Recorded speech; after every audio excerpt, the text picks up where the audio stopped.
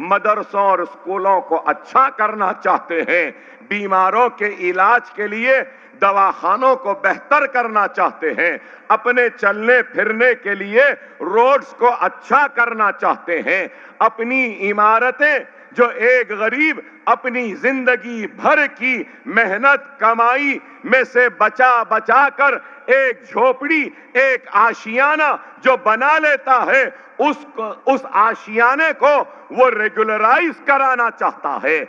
आप क्या चाहते हैं? यही तो चाहते हैं। और हम अगर आए हैं तो किस लिए आए हैं? तब्दीली के जरिए एक काबिल, पढ़ा लिखा, आपका मुकामी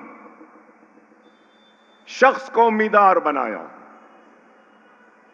और आपको यह भी बताऊं, 50% बच्चे गोवंडी में स्टंटेड हैं, माल न्यूट्रिशन का शिकार हैं, मतलब उनको ग़िज़ा तक नहीं मिल रही है।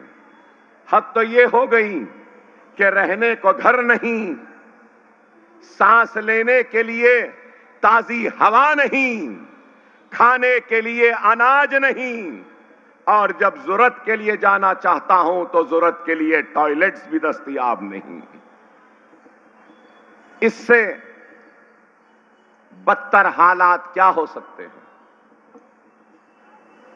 इतने बदतरीन हालात में मैं एक नहीं, 1000 नहीं, 1 करोड़ नहीं, हजारों करोड़ों लाखों करोड़ों सलाम करता हूं आपके सब्र को, आपके जज्बे को, कि इतने मसाइल फिर भी आप हैं। यहां गोवंडी में रिसर्च करने वालों ने रिसर्च किया और कहा कि यहां पर एक इंसान 40 बरस भी जिंदा नहीं रह सकता। अब आपके उम्मीदवार, आपके एमएलए साहब 70 बरस के हैं। काश के 15 बरस मुसलसिल आते तो रिसर्चर्स के सामने हम इनके लंग्स को भी रख देते और बताते कि जरा देखो इनके लंग्स का क्या हाल है। 70 बरस की उम्र तक पहुंचना, यहां रहने वाला 40 बरस भी जिंदा नहीं रह सकता। फेफड़े खराब हो जाते हैं पोल्यूशन से, धुएं से, यहां की गंदी फिजा से, बदबू से। लेकिन कोलाबा से आने वाला 70 बरस जीता है।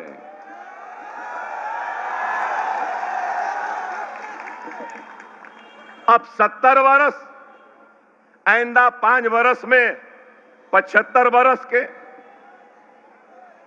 तो आप बताओ 15 बरस में अगर 10 बरस यहां गुजारे होते तो गोवंडी के लोगों के फेफड़ों की तरह आपके भी फेफड़े हो जाते थे, मगर नहीं हुए।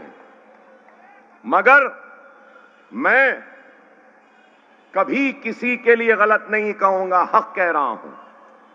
इनके लिए भी मैं दुआ करूंगा कि अल्लाह इनको और लंबी उम्र दे, अल्लाह इनको और सेहत दे। मगर ए अल्लाह इनको अब हमारे ऊपर मुसल्लत ना कर। सही है ना? सही है ना? हमको बदलाव चाहिए, तब्दीली चाहिए। अब एक तरफ ये है तो एक और एक आए हैं पड़ोस से, और एक आए हैं पड़ोस से, घड़ी का निशान लेकर आए हैं। खुद तो कुछ नहीं कर सकते। अरे घड़ी किसके साथ है? किसके साथ है? घड़ी तो कमल के साथ है और शिंदे सेना के साथ है। अब वो वोट नहीं ले सकते तो इनको भेज दिए। अब ये अपने दौलत के बलबूते पर आकर टेबल लगा रहे हैं, दफ्तर में पैसे बांट रहे हैं और आपके वोट को लेकर नरेंद्र मोदी के दरबार में, नरेंद्र मोदी के कदमों में और आपके वोटों का सौदा करने के लिए आए हैं कि अगर मोदी साहब आप अगर डायरेक्ट जाएंगे तो ये नहीं देंगे, मैं जाता हूं, इनके वोट लेता हूं, मैं जाता हूं, सुनो, मैं जाता हूं, इनके वोट लेता हूं और वो वोट आपको देता हूं और उस वोट के जरिए आप ईडी और आप आईटी और मेरे मुकदमों को खत्म कर देना। क्या नहीं है? क्या ये आपके जहन में नहीं है? अब तीसरी बात क्या कहेंगे? नहीं, तकसीम नहीं होना, बटेंगे और अगर 1, 2, 3 में बटेंगे तो वो जीत जाएंगे। समझ में नहीं आता भाई मुझे, इस इलेक्शन में बटेंगे कटेंगे बहुत चल रहा है, मुझे समझ में नहीं आता है कि कौन बांट रहा है, कौन बट रहा है, कौन काट रहा है, कौन कट रहा है, ये नहीं बोलते। अरे मेरे भाई, अगर किसी के दिल में, किसी के जहन में अगर ये सवाल है कि अगर तकसीम होगी तो कोई और आ जाएगा, तो उन सबसे कह रहा हूं, तकसीम न करें, पतंग के निशान पर बटन दबाएं, मजलिस को कामयाब करें और अपने उम्मीदवार को भेज दें। 1 नहीं, 2 नहीं, 3 मर्तबा आपने मौका दिया ना। वीडियो चलाए, 10 साल पहले अकबर साहब ऐसा बोले, देखो बोल रहे हैं, हां 10 साल पहले जो बोला वो जब सही था, अब जो कह रहा हूं आज के हिसाब से ये सही है। जब तुम बाल ठाकरे से लड़ते थे, जब तुम शिवसेना से लड़ते थे, जब तुम मुंबई के फिसादात में आगे बढ़ते थे, जब तुम हमारे साथी बनते थे, लेकिन अफसोस कि आज तुम जिस बाल ठाकरे से जब लड़े थे, आज उसी बाल ठाकरे के साथ हाथ मिलाकर खड़े हो। यही शिकवा है, यही शिकायत है। वो शिवसेना जिसने मुंबई के पुरअमन फिजाओं में नफरत की दीवारें खड़ी की और 1992 और 93 के फिसादात में इज्जतों को, इस्मतों को लूटा, आबरुओं को लूटा, आशियानों को खाक की ढेर बना दिया, बच्चों को ताड़ा और पोटा के नाम पे जेल में डाला। 900 हिंदुस्तानी, करीब 900 हिंदुस्तानी मरे थे 92 और 93 के फिसादात में। क्या बात गलत है मेरी? क्या श्री कृष्णा की रिपोर्ट में यह बात नहीं आई कि डायरेक्ट मुलव्वस थी?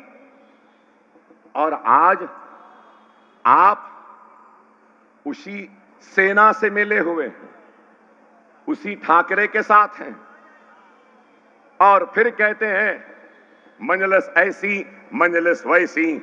अरे मेरे भाई, याद रखो, जिस बेबाकी के साथ खुलकर आपकी तर्जुमानी मजलिस में हो सकती है ना, ऐसे खुलकर आपकी तर्जुमानी, आपके मसाइल को उठाना किसी भी जमात में नहीं होता।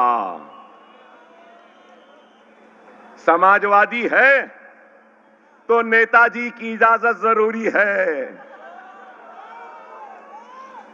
अगर एनसीपी है तो पवार की इजाजत जरूरी है, अगर सेना है तो ठाकरे की इजाजत जरूरी है, अगर कांग्रेस है तो गांधी की इजाजत की जरूरी है, अगर मजलिस है तो किसी की इजाजत की जरूरत नहीं है।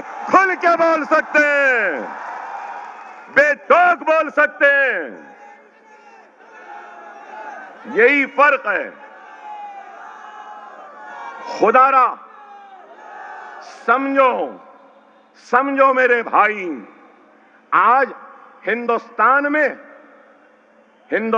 में हर किसी की आवाज है। रेड्डी की आवाज है, राव की आवाज है, वेलमा की आवाज है, कापू की आवाज है, कम्मा की आवाज है, लिंगयात की आवाज है, यादवों की आवाज है। यहां पर हर किसी की आवाज है। वीर सावरकर की आवाज है तो गोलवारकर की आइडियोलॉजी और सोच की आवाज है, तो फिर श्यामा प्रसाद मुखर्जी की सोच की आवाज है, तो कार्ल मार्क्स मार्क्सिज्म और जो कम्युनिस्ट होते हैं उनकी आवाज है। अरे इस सियासी शोरगुल में अगर किसी की आवाज नहीं तो आपकी और मेरी, हमारी आवाज नहीं। जब तक हमारी आवाज नहीं, हमारा इत्तेहाद नहीं, जब तक हमारी मरकजियत नहीं, हमारे नुमाइंदे ऐवानों में नहीं, जब तक हमारे मसाइल पे कोई मुतवज्जो नहीं होता मेरे भाई। आज आप देखो, मैं 6 वक्त का एमएलए हूं, 6 वक्त, मगर आपके सामने खड़े होकर कह रहा हूं, अब मेरी उम्र 52 साल है, 52 है, 70 से पहले मैं भी छोड़ दूंगा भाई। मैं 70 में आया, चलना नहीं आ रहा, ठसके ले रहा हूं, हौले शौले बातें कर रहा हूं, उस नौबत तक नहीं आऊंगा, मैं हट जाऊंगा और एक काबिल, जोशमंद, होशमंद, संजीदा, मिल्लत का दर्द रखने वाले नौजवान को अपने कुर्सी पे बिठाकर मिल्लत की भागोदौड़ उसके हाथ पे देकर जाऊंगा। ये है, ये सोच होनी चाहिए, ये फिक्र होनी चाहिए। हर एक को जाना है, लेकिन जाने से पहले सबसे बड़ी जिम्मेदारी होती है कि महफूज हाथों की तलाश, नेक और इखलास से भरे जज्बे की तलाश, नेक नियती शख्स की तलाश, सबको साथ लेके चलने वाले की तलाश, दरगुजर कर कर चलने वाले की तलाश, गरीब के दर्द को अपना दर्द समझने वाले की तलाश और गरीबों के लिए जीने व मरने का जज्बा रखने वाले की तलाश, ये रहती है। लेकिन आज इख्तिदार का इतना हवस, इतनी ख्वाहिश के पैर खबरों में है, उम्र ऐसी जगह पर पहुंच गई कि ना मालूम कि कब अल्लाह से बुलावा आ जाए, लेकिन मरते मरते भी कुर्सी पे बैठना चाहते हैं, मरते मरते भी कुर्सी को छोड़ना नहीं चाहते। मैं वैसा नहीं हूं, मैं वैसा नहीं हूं। हार और जीत अल्लाह के हाथ है। पूरे इखलास से काम करो, मैं अपने उम्मीदवार से कहूंगा, पूरे खुलूस से काम करो, पूरी दियानतदारी से काम करो, पूरी ईमानदारी से काम करो। इन गरीबों के दुख को समझो। लोगों ने इन गरीबों को हसीन ख्वाब दिखाए, हथेली में जन्नत दिखाए। अरे ये लोग आसमान के तारे नहीं चाहते, इस सरजमीन शिवाजी नगर को जन्नत बनाना नहीं चाहते। ये लोग क्या चाहते हैं? इस गंदी बो से छुटकारा, ड्रग्स से छुटकारा, अच्छा पानी, अच्छे स्कूल, अच्छा मदरसा, अच्छे दवाखाने, बच्चों को खेलने कूदने के मौके और तालीम याफ्ता होने के बाद में उनको अच्छी नौकरियां। यही काम करो। मंजलिस हुकूमत से लड़ती है जरूर। अरे ये है ना, ये पूरे, मैं नाम नहीं लूंगा, कांग्रेस में समाजवादी सब हैं, एमएलएस भी हैं। अरे आज तेलंगाना असेंबली में मंजलिस के 7 एमएलएस हैं। हमारा बजट क्या है मालूम आपको? माइनॉरिटीज का 3003 करोड़। मैं जब पहले एमएलए बना, जब 5 करोड़ था, 6 करोड़ था, जब फ्लोर लीडर बना आंध्र प्रदेश असेंबली में, जब तेलंगाना नहीं बना था, आंध्रा टूटा नहीं था, एक था। तो जब 26 करोड़ का माइनॉरिटीज का बजट आया, कितना? 26 करोड़ 2004 में, तो मैं बहुत खुश हुआ कि चलो 26 करोड़ मुसलमानों के लिए लाने में मैं कामयाब हुआ, माइनॉरिटीज के लिए मैं बहुत खुश हुआ, आपको मालूम। और उसके बाद लड़ता रहा।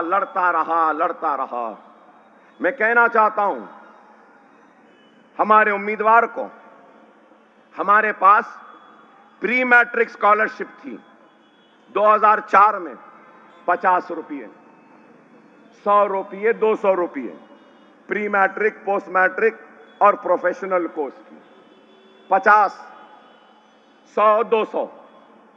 मैं असेंबली में ठहर कर लड़ने के बाद में सैचुरेशन तक, सैचुरेशन मतलब जितने भी दरखास्तें आएंगी उन सबको स्कॉलरशिप मिलेगी, pre matric, post matric, professional scholarship भी। जितनी एससी को, एसटी को, बीसी को, उतनी ही स्कॉलरशिप मुसलमान बच्चों को हमारे रियासत में। और आज मालूम आपको, आज आंध्रा अलग हो गया, तेलंगाना बन गया, मगर जो हमारी लड़ाई थी ना, हमारा डर, हमारा खौफ इतना है कि आंध्रा में मालूम है कि अगर अक़लियतों के साथ, मुसलमानों के साथ नाइंसाफी होगी तो मंजलिस है, अकबर ओवैसी है, ये लोग आ जाएंगे और गड़बड़ करेंगे। इसलिए आपको सुनकर हैरत होगी कि आंध्रा में माइनॉरिटीज का बजट कितना है मालूम? 3 दिन पहले वहां का बजट सेशन हुआ। आंध्र प्रदेश में माइनॉरिटीज का बजट 4004 करोड़, तेलंगाना में 3003 करोड़, दोनों को मिला लो तो 7000 करोड़। और महाराष्ट्र में 1,44,00,000 मुसलमान हैं और यहां का बजट 900 चिल्लर, ऐलान हुआ 300 चिल्लर जारी हुए।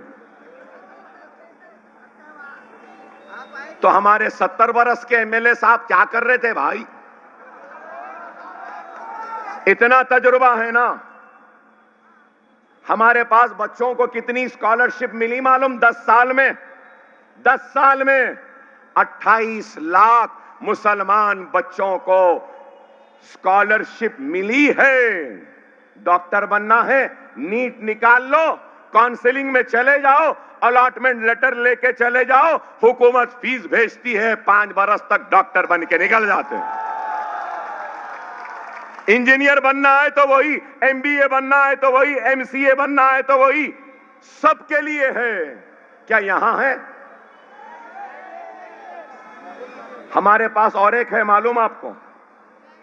अगर आप बीकॉम कर लिए, अब आप बीई कर लिए, बैचलर्स ऑफ इंजीनियरिंग, अगर आप मास्टर्स करना चाहते हैं, अमेरिका, यूके, न्यूजीलैंड, ऑस्ट्रेलिया, कहीं पर भी आप एप्लीकेशन डालिए, वहां आपका सिलेक्शन हो गया, अलॉटमेंट का लेटर आ गया, आप वहां का आइल्स और सैट का एग्जाम क्लियर कर लो, अलॉटमेंट लेटर ले लो और आपका 70%, 80% है तो हर साल 200 मुसलमान बच्चों को हमारी तेलंगाना की हुकूमत 20 लाख रुपए देती है, प्लेन का टिकट, हॉस्टल का फीस, जाओ अमेरिका में पढ़ो, लंदन में पढ़ो, ऑस्ट्रेलिया में पढ़ो।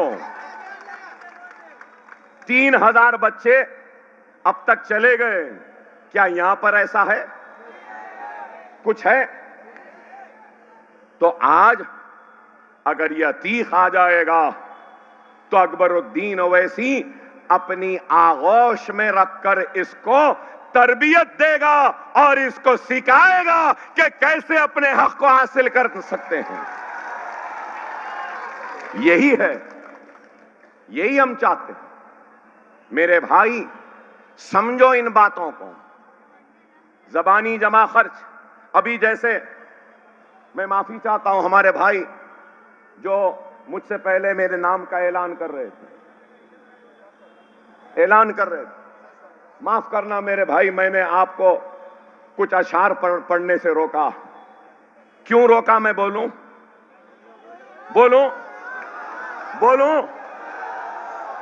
गोवंडी की आवाम 15 बरस से 2 चीजों से बेजार हो गई है। एक मुशायरों से और दूसरा खस्मों से।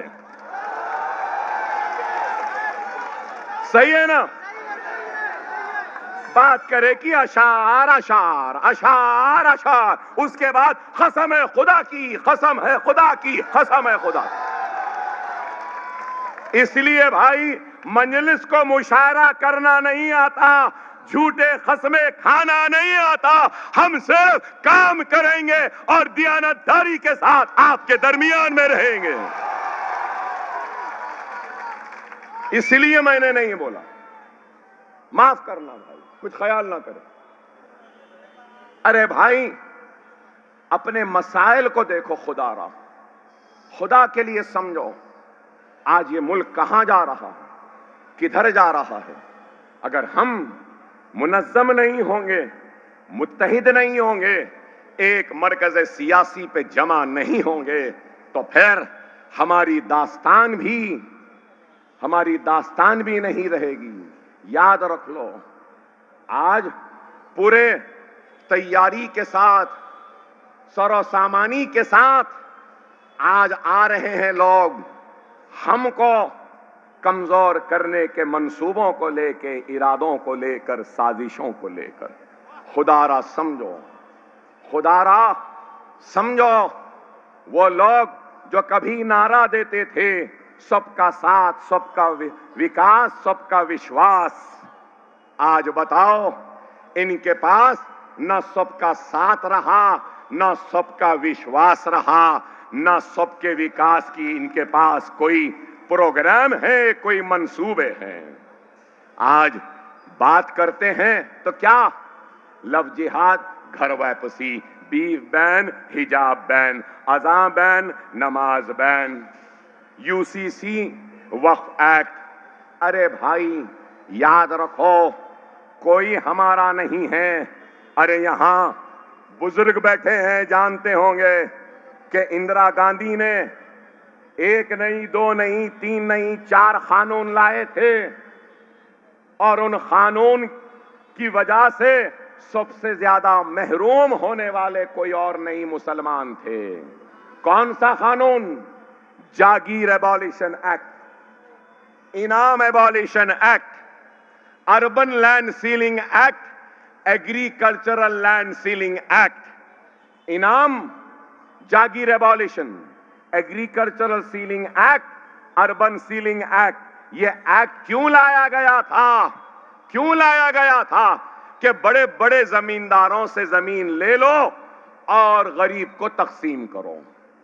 सबसे ज्यादा आपको सुन के हैरत होगी कि हैदराबाद में, तेलंगाना और आंध्र प्रदेश में 11.5 लाख एकड़ मुसलमानों की इनाम और जागीर एबॉलिशन में गई, अर्बन लैंड सीलिंग और एग्रीकल्चरल लैंड सीलिंग में गई थी। क्या सही नहीं है मेरी बात? सही है या नहीं? बड़े बड़े जमींदार थे, बड़े बड़े इनामदार थे, बड़े बड़े जागीरदार थे। जमीन चले गई और अपने जमीन को छोड़कर, अपने गांव को छोड़कर रोजी रोटी की तलाश में कोई मुंबई चला गया, कोई दिल्ली चला गया, कोई कलकत्ता चला गया और आज तबाह बर्बाद हुए। बची कुची जमीन वक्फ की थी, तो अब वक्फ की जमीन को हड़पने का काम शुरू हो गया। वक्फ बाय यूजर मतलब ये नमाज हो रही है तो मुस्लिम वक्फ, पूजा हो रही है तो हिंदू एंडोमेंट, ये वक्फ बाय यूजर है। तो वक्फ बाय यूजर को निकाल रहे हैं और कह रहे हैं कि कागजात लाओ, रजिस्टर्ड डॉक्यूमेंट लाओ। कई मसाजिदों में, कई दरगाहों में, कई खानखाहों में कागज नहीं है मगर बरसा बरस से है, तो क्या वो सब छीन लेंगे? मगर इनका मंसूबा है छीनना। यूनिफॉर्म सिविल कोड, शरीयत का खात्मा। अरे मेरे भाई, आप गौर करो, यूनिफॉर्म सिविल कोड की जरूरत नहीं है, यूनिफॉर्म सोच की जरूरत है, यूनिफॉर्म समझ की जरूरत है, यूनिफॉर्म डेवलपमेंट की जरूरत है, यूनिफॉर्म जस्टिस की जरूरत है, यूनिफॉर्म इंसाफ की जरूरत है। सही है या नहीं? एंडोमेंट के लिए अलग कानून, वक्फ के लिए अलग कानून, तो यूनिफॉर्मिटी कहां रही मेरे भाई बताओ? फिर ट्राइबल के लिए यूनिफॉर्म सिविल कोड में वो नहीं आएंगे। आप गौर करो क्या है, आज हजारों बच्चे, मुस्लिम बच्चे जेलों में कैद हैं, सजा भुगत रहे हैं, कोई पुरसाने हाल नहीं। खुदारा समझो, अरे मंजलिस पे इल्जाम लगाते हो, सीए एनआरसी हुआ तो सबसे पहले किसने आवाज उठाई? यूएपीए का हुआ पार्लियामेंट में तो सबसे पहले किसने आवाज उठाई? मजलिस ने आवाज उठाई। यूनिफॉर्म सिविल कोड की बात हुई तो किसने आवाज उठाई? मजलिस ने उठाई। अब आज वक्फ का कानून आ रहा है तो कौन आवाज उठा रहा है? चलो ये छोड़ दो, बुलडोजर की सियासत और बुलडोजर के जरिए इंसाफ करने की ये जो पहल की, कोशिश की, बुलडोजरों को ले जाकर मध्य प्रदेश में घर गिरा दिए, बुलडोजर्स को ले जाकर दिल्ली में मस्जिद को शहीद कर दिए, बुलडोजर को ले जाकर यूपी के कई शहरों में, गांवों में मदरसों को और घरों को गिरा दिए। उस पे आवाज कौन उठाए? बैरिस्टर असदुद्दीन ओवैसी ने आवाज उठाए और क्या बोले कि अगर कोई मुजरिम है, गुनहगार है, खताकार है तो उसको सजा देने का हक हुकूमत को नहीं है, सजा देने का हक अदालत को है, जज को है, कानून को है। सही है ना? वो चीफ मिनिस्टर है तो कानून अपने हाथ में ले लेंगे, वो हुक्मरान है तो कानून अपने हाथ में ले लेंगे। मैं एमएलए हूं तो कानून अपने हाथ में ले लूं? नहीं, नहीं ले सकते। अब आज सुप्रीम कोर्ट ने क्या कहा 3 दिन पहले कि हुकूमतों को, लीडरों को और दूसरों को कोई हक नहीं है बुलडोजर ले जाकर घर गिराने का। अगर गिराना है तो नोटिस दो, जवाब दो, वीडियोग्राफी करो, मुकदमे को अदालत में लाओ और अदालत का काम कोई और नहीं करेगा, अदालत करेगी। वही बात जो मजलिस ने कही वो अदालत ने कहा। तो क्या ये सही नहीं है? अरे आप गौर करो मेरे भाई, खुदारा वक्त और हालात की नजाकत को समझो, वक्त और हालात की नजाकत को समझो, मुनज़्ज़म हो जाओ, मुत्तहिद हो जाओ। मैं नौजवानों के जज्बे की कदर करता हूं, आपके जुनून की कदर करता हूं, आपकी चाहत की कदर करता हूं, आपकी मांग की भी कदर करता हूं, लेकिन याद रखो अकबरुद्दीन ओवैसी अपनी कौम को मुत्तहिद करने के लिए निकला है। मैं तुम्हारा खिलौना बनने तैयार हूं, लेकिन दूसरों का हथियार बनने तैयार नहीं हूं।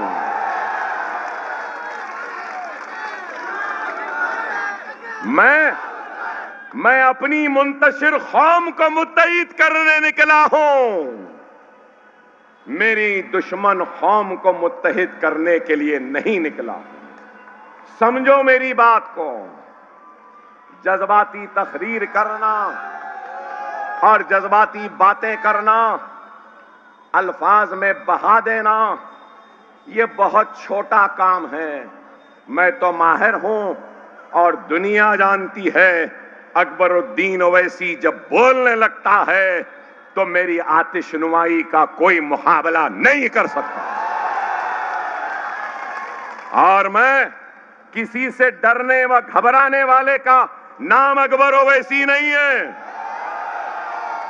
अकबर ओवैसी पे 3 गोलियां 70 मरतबा चाकू तलवार कुड़ाड़ियों से मारा गया, लेकिन फिर भी क्या ये आवाज में, इस गर्ज में कोई कमी है? 1 नहीं, 2 नहीं, 3 नहीं, 4 5 मरतबा 40 दिन तक जेल में रहा, लेकिन टूटा नहीं, कमजोर नहीं हुआ। सोने को बिस्तर नहीं देते थे, लेकिन फिर भी अच्छा था। खाना नहीं दिए। अरे जब जेल में गया तो जेलर ने कहा, अकबर साहब हाउ आर यू? मैंने कहा I am perfect and fine. और उसके बाद जब जेल में गया तो एक चादर, एक तकिया दे दिए। रात भर जगाए थे, नींद आ रही थी, बिछाया जमीन पे, तकिया लिया, सो गया, मस्त सो गया।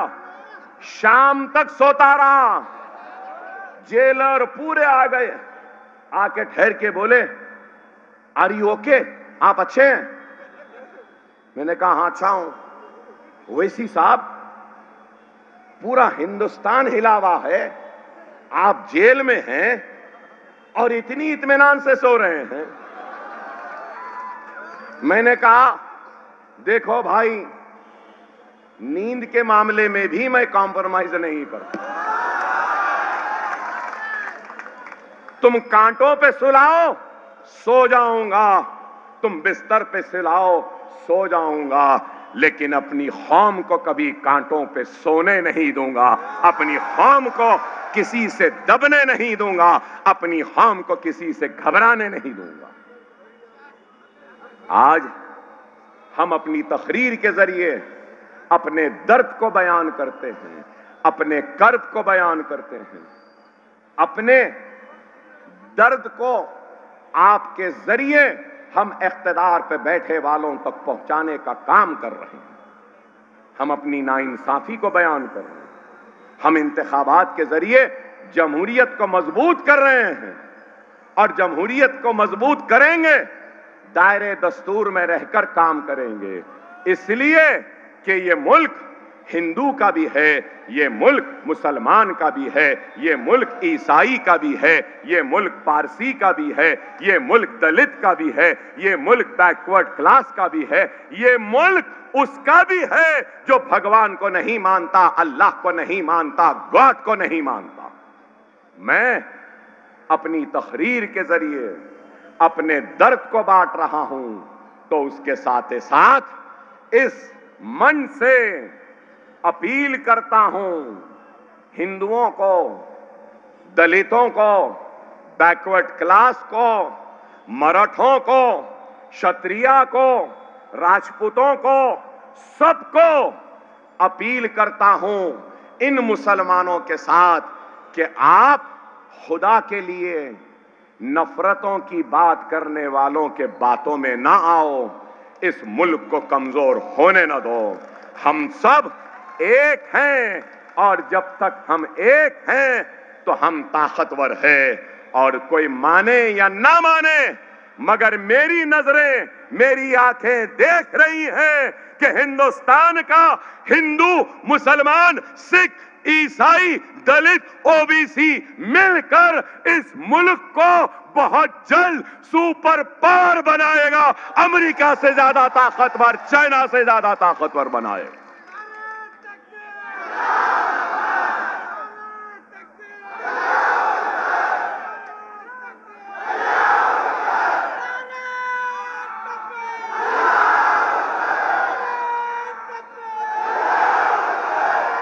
देखो देखने वालों देख लो, देखो देखने वालों देख लो, सुनने वालों सुन लो कि मुसलमान इस मुल्क से कितनी मोहब्बत करता है, मुसलमान अपने हिंदुस्तानी हिंदू से कितनी मोहब्बत करता है, ईसाई से कितनी मोहब्बत करता है, सिख से कितनी मोहब्बत करता है।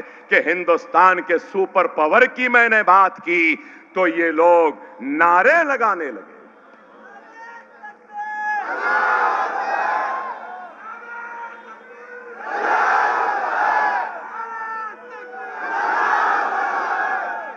हिंदुस्तान के आज के वजीर आजम और गुजरात के कल के चाय वाले इस मुल्क को बांटो नहीं, इस मुल्क को कमजोर न करो, इस मुल्क के लोगों को एक आंख से देखो, मजहब के चश्मे पहनकर न देखो, इनके दुख को देखो, इनकी तकलीफ को देखो। हिंदुस्तान के हिंदू, मुस्लिम, सिख, ईसाई सबका सबसे बड़ा मसला है तो बेरोजगारी का। प्राइम मिनिस्टर इस पे बात करो। हिंदू, मुस्लिम, सिख, ईसाई और सब हिंदुस्तानी का सबसे बड़ा मसला है तो महंगाई का, इस पे बात करो। हिंदू, मुस्लिम, सिख, ईसाई सबका बड़ा मसला है किसानों की खुदकशी, इस पे बात करो। हिंदुस्तान के हिंदू, मुस्लिम, सिख, ईसाई सबका अगर कोई मसला है तो हिंदुस्तान की इकोनॉमी को उठाने का, डॉलर जो बढ़ रहा है इसको काबू में लाने का, रुपये की गिरती हुई कदर को उठाने का है। क्या गलत है? हिंदू, मुस्लिम, सिख, ईसाई का सबका मसला पानी का है। हिंदू, मुस्लिम, सिख, ईसाई का, गोवंडी के हिंदू, मुस्लिम, सिख, ईसाई का मसला ये गंदी बदबू है। हिंदू, मुस्लिम, सिख, ईसाई, गोवंडी के लोगों का सबसे बड़ा मसला ये बदबू है, ड्रग्स है, पीने का पानी है, कचरा है। इस पे बात करो। खुदारा समझो, ये लोग मुल्क को तरक्की नहीं दे रहे हैं, ये लोग मुल्क को बांट रहे हैं, मुल्क को बांट रहे हैं और हम इस मुल्क को जोड़ने का काम कर रहे हैं। क्या इतनी तकरीर में कोई नफरत की बात थी? कोई भड़काऊ की बात थी? मगर फिर भी चलाते। अकबर ओवैसी ऐसा बोले, अकबर ओवैसी वैसा बोले, अकबर ओवैसी घड़ी देखे, अकबर ओवैसी बालियों करे, अकबर ओवैसी पसीना ऐसा पोछे, अकबर ओवैसी ऐसा करे।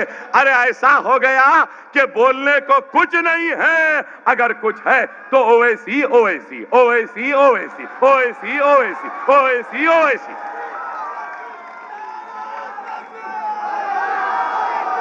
बहरहाल